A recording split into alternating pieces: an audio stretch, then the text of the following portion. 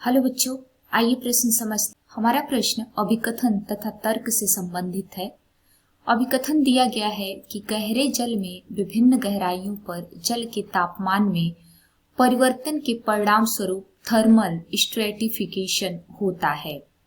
तर्क है, समशीतोष्ण झीलों में शरद ऋतु के दौरान जल के शीतलीकरण तथा वसंत ऋतु में इसके गर्म हो जाने के कारण वर्ष में 2 बार पोषक तत्वों एवं ऑक्सीजन का चक्रीयकरण होता है।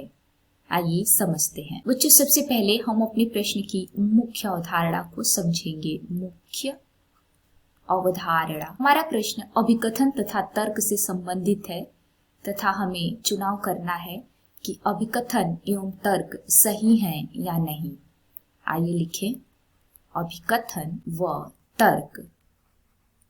आइए समझते हैं। बच्चों, अभिकथन में लिखा है कि गहरे जलाशय में विभिन्न गहराइयों पर जल के तापमान में परिवर्तन के परिणाम स्वरूप थर्मल स्ट्रेटिफिकेशन होता है। आइए समझें। बच्चों, गहरे जलाशय में जल की 3 परतें पाई जाती हैं। 3 परतें, जो एक सबसे ऊपरी परत होती है, ऊपरी परत, दूसरी मध्य परत या बीच की परत, मध्य परत, तथा सबसे नीचे निचली परत। गर्मी के दौरान जब तापमान अत्यधिक उच्च होता है तो ऊपरी परत बहुत ज्यादा गर्म हो जाती है। आइए लिखें, गर्मी में क्या होता है बच्चों? तापमान उच्च होता है, तापमान बहुत अधिक होता है, जिससे क्या होता है? जिससे जो ऊपरी परत होती है, ऊपरी परत, वह बहुत अधिक गर्म हो जाती है। परंतु सबसे नीचे की परत के तापमान में परिवर्तन बहुत ही कम होता है और इसी को हम तापीय स्थिरीकरण या थर्मल स्ट्रेटिफिकेशन कहते हैं। निचली परत पर क्या होता है बच्चों? तापमान में परिवर्तन नहीं होता।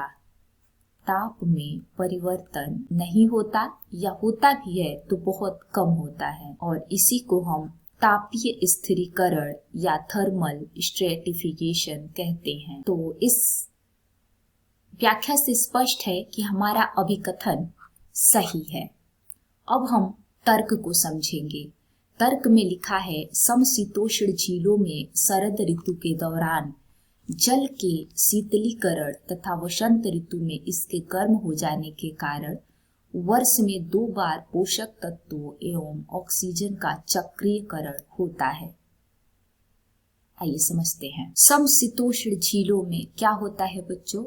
सर्दियों में सतह का तापमान हिमांक के बराबर हो जाता है। समशीतोष्ण झील होती हैं, उनमें सर्दियों में ऊपरी सतह का तापमान क्या हो जाता है बच्चों? लगभग हिमांक के बराबर हो जाता है, हिमांक के बराबर। परंतु झील के सबसे नीचे वाली सतह का तापमान थोड़ा ज्यादा रहता है। जो नीचे की सतह होती है उसका तापमान ज्यादा रहता है, यानी वो हिमांक के बराबर नहीं होता। और वसंत ऋतु में जल गर्म हो जाता है। जब वसंत ऋतु आती है, वसंत ऋतु, तो झील का जल गर्म हो जाता है, जल गर्म हो जाता है और जिससे झील के पानी में पोषक तत्व व ऑक्सीजन का 2 बार चक्रीय होता है। जल के गर्म हो जाने से झील के पानी में क्या होता है बच्चों? पोषक तत्व तथा ऑक्सीजन का चक्रीयकरण 2 बार होता है। तो दी गई व्याख्या से स्पष्ट होता है कि हमारा तर्क भी सही है। चूंकि अभिकथन और तर्क दोनों सही हैं, लेकिन तर्क अभिकथन की सही व्याख्या नहीं कर रहा, इसलिए हमारा बी विकल्प सही हो जाएगा। अभिकथन और तर्क दोनों सही हैं, लेकिन तर्क अभिकथन की सही व्याख्या नहीं करता। उम्मीद है आपको प्रश्न समझ में आ गया होगा। धन्यवाद।